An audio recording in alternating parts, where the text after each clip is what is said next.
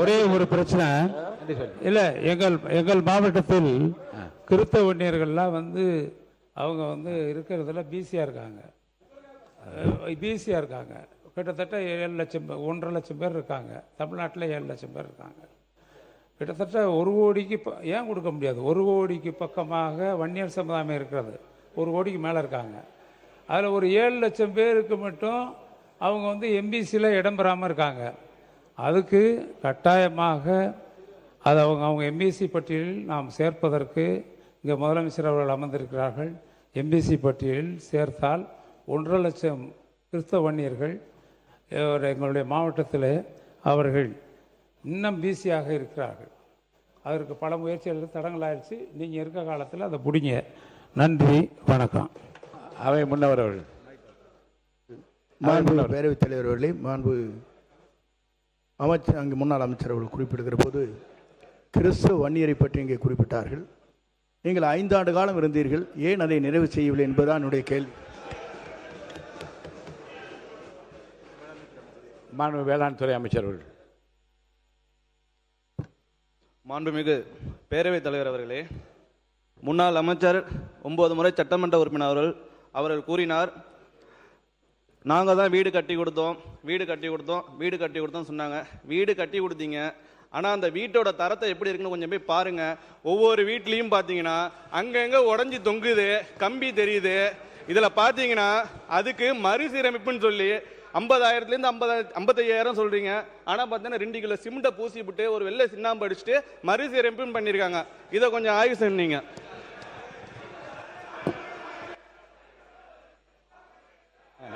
மாண்பு ரெட்டியார்பட்டி ராணன் பேசுங்க.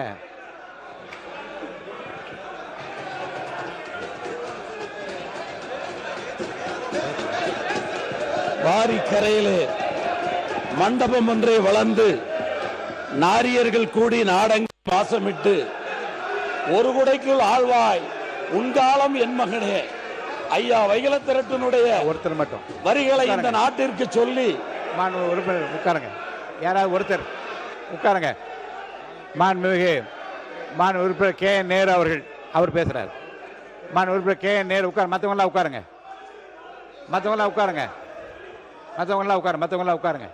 மாண்பு பேரவைத் தலைவர் அவர்களே, மற்றவங்களாம் உட்காருங்க. மாண்பு பேரவைத் தலைவர் அவர்களே, மாண்புமிகு வேளாண் துறை அமைச்சர் சொன்னார், கடந்த காலத்தில் கட்டப்பட்ட வீடுகளெல்லாம் பழுதுபட்டு இருக்கிறது, அது உங்களால் சரியாக பழுதுவாக்கவில்லை என்றெல்லாம் சொன்னார்கள். உங்களுக்கு தெரியும், 1986ஆம் ஆண்டிலிருந்து இந்திரா காந்தி அவர்களுடைய காலத்திலிருந்து அந்த வீடு 13,000 ரூபாயில் ஆரம்பிக்கப்பட்டது. அப்போல்லாம் நாங்கள் சேர்மன், அவரும் சேர்மன், அவர் அந்த ஊர் சேர்மன், நான் புள்ளம்பாடி சேர்மன். 13,000 ஆரம்பிக்கப்பட்டு 3 லட்சம் ரூபாய் வரை நேரடியாக அரசாங்கமும் கான்ட்ராக்டுக்காரங்களோ கட்டுறதில்லை. அது இந்த பயனாளி பெருமக்களே கட்டுவது. அதுதானே தவிர பயனாளிகள் ஒவ்வொருவர் கூடுதலாக காசு பணத்தை போட்டு கட்டுகிறார்கள். ஒருவருடைய பணம் இல்லை என்று சொன்னால் இருக்கிறதை வைத்து கட்டுகிறார்கள். அதற்கு தான் பிறகு தலைவர் தளபதி இருக்கும்போது சரி, கலைஞர் இருக்கும்போது சரி, ஏற்கனவே கட்டப்பட்ட சமத்துவபுர வீடுகள் எல்லாம் பழுது பார்ப்பதற்கென்று அதற்கென்று தனியாக நிதி ஒதுக்கி அரசு சார்பாக நிதி ஒதுக்கப்பட்டது. எனவே நீங்கள் கூட இப்போது 70,000 வீடுகள் 5 லட்சம் ரூபாய் செலவில் இந்த அரசு வழங்கி இருக்கிறது. இதை இன்னைக்கு ஏற்கனவே நம்முடைய அமைச்சர் அவர்கள் நேரடியாக சென்று பார்த்தார்கள். எல்லாம் பேஸ்மெண்ட் அளவில் இருக்கிறது என்றெல்லாம் சொல்லியிருக்கிறார்கள். அது பயனாளிகள் பெருமக்கள் அவர்களுடைய சௌகரியத்துக்கு கட்டி கொண்டு வருகிறார்கள். நீங்களாவது நல்ல முறையில் அந்த 5 லட்சத்தில் கட்டியிருக்கிறீங்க. நாளைக்கு உங்களை பார்த்து நீங்கள் கட்டினது சரியில்லைன்னு சொல்லாத அளவுக்கு நீங்கள் பார்த்துக்குங்க. அவ்வளோதான் சார். ஓகே நாங்கள் தெரிஞ்சுக்கிறோம். நாங்கள் தெரிஞ்சுக்கிறோம். மாண்புமிகு பேரவைத் தலைவர்களே, கடந்த 5 ஆண்டு காலத்தில் கட்டி கொடுத்த வீடுகள் நிறைய இடத்துல இடிஞ்சு தொங்குது. அதை அந்த மக்கள்கிட்ட கேட்டால் தெரியும். ஆனால் நமது முதலமைச்சர் ஆட்சியில் கட்டி கொடுக்கிற வீடு இன்னொரு 50 ஆண்டுகளுக்கு ரொம்ப தரமாக இருக்குன்றதை தெரிவித்துக் கொள்கிறேன். உறுப்பினர் உட்காரு. மாண்பு நீர்வளத்துறை அமைச்சர் அவர்கள். மாண்பு நீர்வளத்துறை அப்புறம் தானே நீங்க அடுத்து உட்காருங்க. மூத்த உறுப்பினர் சொன்னாரு, நீங்களாவது ஒழுங்கா கட்டுங்க, நாங்க குறை சொல்லக்கூடாது அப்படின்னாரு. நாங்க எது செஞ்சாலும் சரியாதான் நாங்க செய்வோம். நீங்கள் ஐயோ ஐயோலாம் என்னாதீங்க. நீங்கள் நல்லா தெரிஞ்சுங்க. நீங்கள் ஒன்று நல்லா தெரிஞ்சுங்க உறுப்பினர்லாம் நீங்கள் கொஞ்சம் நல்லாவே தெரிஞ்சுங்க. இனி நீங்கள் கனவு கண்டா கூட இனிமேல் பட்டு நீங்கள் ஆட்சிக்கு வர முடியாது என்பதை தெளிவாக சொல்லிக்கிறோம். புரியுதுங்களா? நீங்கள் இல்லை நீங்கள் இப்போ அவர் மாண்பு உறுப்பினர் அவருக்கு என்ன சொன்னார், நீங்களாவது குறை சொல்லாத அளவுக்கு கட்டுங்கன்னு சொன்னார். அதை தான் நாங்கள் சொல்கிறோம். கண்டிப்பாக நாங்கள் தரமானதாக தான் கட்டுவோம். அதுக்கு தான் இந்த 5 லட்சம் ரூபாய். உட்காருங்க. இதுங்க கலவைக்கு தான் நாங்கள் போய் பார்த்துட்டு தான் சொல்கிறேன். மாண்பு நிறுவனத்தில் சொல்லிட்டேங்க, உங்களுக்கு வாய்ப்பு தானே அவர். நான் தான் உங்களுக்கு சொல்லிட்டேன், நாங்கள் அரசியல்வாதி அல்ல, நாங்கள் மக்களுக்கு செய்ய வந்திருக்கிறோம். நீங்க அதை புரிஞ்சுக்கிங்க. இதை நீங்க சபையில நீங்க பேசும்போது நீங்க அது எப்படி பேசணுன்றதெல்லாம் உங்களுக்கு தெரியும். அப்படி இருக்கும்போது அவர் மூத்த உறுப்பினர் சொன்னார்ன்றதுக்கோசம் நான் அதை சொல்றோம். உட்காருங்க. மாண்பு உறுப்பினர் ஆஸ்தின், எம்ஆர்கே பன்னீர்செல்வம் அவர்கள் நீங்க பேசுறீங்களா? மாண்பு உறுப்பினர் அண்ணன், நான் உங்களுக்கு சொல்றேன், மக்கள்கிட்ட போய் நீங்க பாருங்க. நீங்க இவ்வளவு காலம் இருங்க. நாங்க இப்போ 3 மாசம் தான் ஆச்சு. நாங்க போற இடம்லாம் என் அண்ணனை பார்த்துக்கோ, என் பிள்ளைய பார்த்துக்கோ, என் தம்பிய பார்த்துக்கோ அப்படின்றாங்க. ஏன் இதெல்லாம் நாங்க சொல்றோம் அப்படின்னா, நாங்க உண்மையா சொல்றோன்னே, யாரும் தவறு செய்ய மாட்டோம். திரும்ப திரும்ப இதை சொல்லிச்சுக்கணும். புரியுதுங்களா? அதனால நீங்க உங்க இஷ்டத்துக்கு நீங்க ஏதாவது பேசணும்னுட்டு பேசாதீங்க. இல்ல, நான் அதை அனுமதிக்க மாட்டேன். மாண்புமிகு கே நேரு அவர்கள். மாண்புமிகு அமைச்சர் அவர்களுக்கு பதில் சொல்வதாக தயவுசெய்து எடுத்துக்கொள்ளாதீர்கள். ஏற்கனவே பயனாளி பெருமக்கள் தான் அந்த வீட்டை கட்டுகிறார்கள். கான்ட்ராக்ட்காரர்களோ அல்லது நாங்களோ அரசு அதிகாரிகள் மேற்பார்வையிடுவது மட்டும்தான் அரசு அதிகாரிகள். அமைச்சர்களும் சென்று நீங்கள் எப்படி பார்த்து விட்டு வருகிறீர்களோ அதே மாதிரி தான் அமைச்சர்கள் பார்த்து விட்டு வருகிறார்கள். எனவே தான் நான் சொன்னது, எங்களுடைய காலத்தில் அது சரியாக இருந்தது.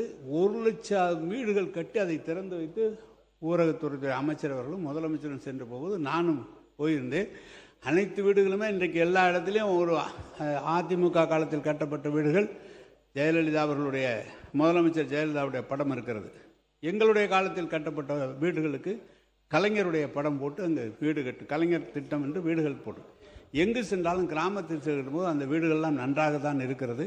மாண்பு அமைச்சர் ஏதோ பார்த்து சொல்லியிருக்கிறீர்கள். எனவே எங்கள் காலத்தில் கட்டப்பட்ட வீடுகள், அதுவும் அமைச்சர் அவர்கள் அந்த துறையிலே பாண்டித்தியம் பெற்றவர், நன்றாக பார்த்து செய்திருக்கிறார்கள். எனவே நீங்கள் சொல்வதை போல் அவர் நம்முடைய வேளாண் துறை அமைச்சர் சொல்கிறார் ஆங்காங்கு தொங்குகிறது என்று. இயற்கையாகவே பொதுவாக 10 வருஷம் 15 வருஷம் சொந்த வீடு கட்டுகிற போதே சில சங்கடங்கள் வருகிறது, ஆங்காங்கு இடிந்தெல்லாம் போகிறது. அதுபோல் இருக்குமே தவிர நீங்கள் எல்லாமே தவறு எல்லாம் நடந்து விடுவதில்லை என்பதை நான் தெரிவித்துக் கொள்கிறேன். நான் நிறைய சொல்ல முடியும். மாண்புமிகு பேரவைத் தலைவர் அவர்களே, மாண்புமிகு நீர்ப்பாசனத்துறை அமைச்சர் அவர்கள் நாங்கள் அரசியல்வாதி அல்ல என்ற கருத்தை மீண்டும் மீண்டும் பதிவு செய்கிறார். அது ஒளிபரப்பில் போய் கொண்டிருக்கிறது. ஆனால் தமிழக வெற்றி கழகம் என்ற அரசியல் இயக்கம் அரசியல் கட்சியாக தான் தேர்தல் ஆணையத்தில் பதிவு செய்யப்பட்டு தேர்தல் களத்தில் நின்று வெற்றி பெற்று நீங்கள் ஆட்சிக்கு வந்திருக்கிறீர்கள் என்ற செய்தியும், நீங்கள் எந்த மக்களை நம்பி எங்களை பார்த்துக் கொள்ளுங்கள் என்று சொல்லுகிறீர்கள், அதே மக்கள் தங்களை இப்படி சொல்லுகிறார்கள் என்ற புரிதலும் அடைவார்கள் என்பதை தெரிவித்துக் கொள்கிறேன். மற்றொன்று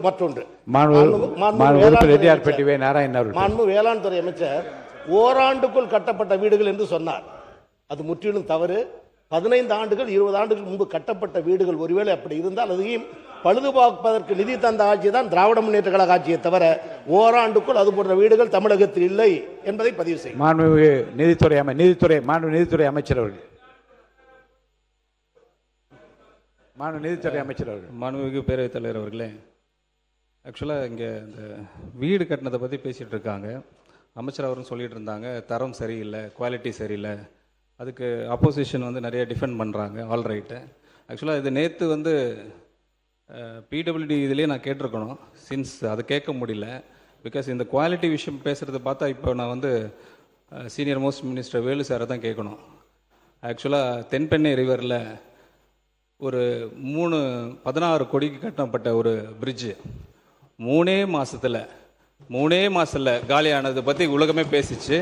அது உங்களுக்கு தெரியும். அதில் நீங்கள் ஒரு ரிப்போர்ட் மாதிரி கொடுத்துருப்பீங்க, டிஸ்சார்ஜ் வேஸ்ட், அதனால் வாட்டர்ஸ் நிறையா வந்ததுனால 16 கோடியில் கட்டப்பட்ட அந்த ரிவர் மேலே கட்டின பிரிட்ஜு 3 மாதத்தில் டெஸ்ட்ராய் ஆனது. அந்த ஹிஸ்ட்ரி படிச்சிருக்கீங்க நீங்கள், அதை முதல்ல நீங்கள் தெரிஞ்சுக்கணும். அப்புறம் தான் அந்த குவாலிட்டியை பற்றி பேசணும்.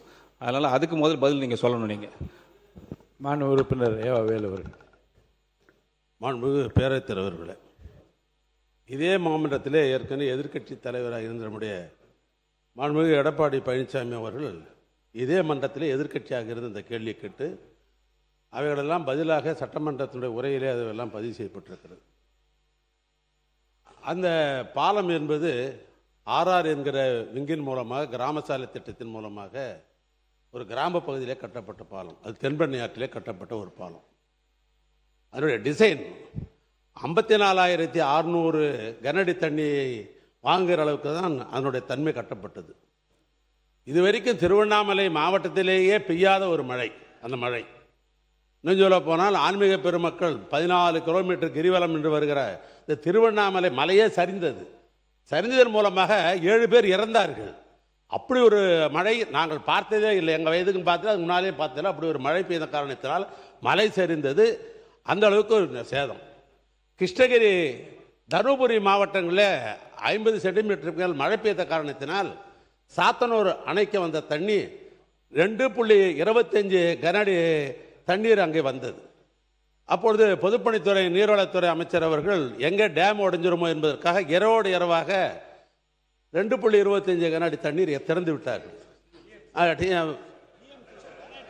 கனஅடி. அதற்கு பின்னால் பாம்பார் என்று ஒரு ஆறு வருகிறது டேமுக்கு கீழே.